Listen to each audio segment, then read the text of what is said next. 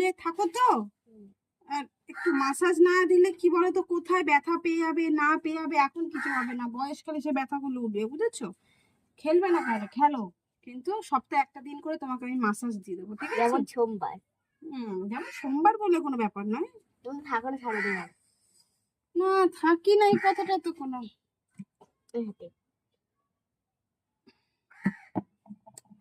দেখি জামাটা ঠিক করো। ভালো করে এই দেখা আমার মাসি। মাছি আর মাছু মাছু মাছু মাছু করলে না মেয়েটা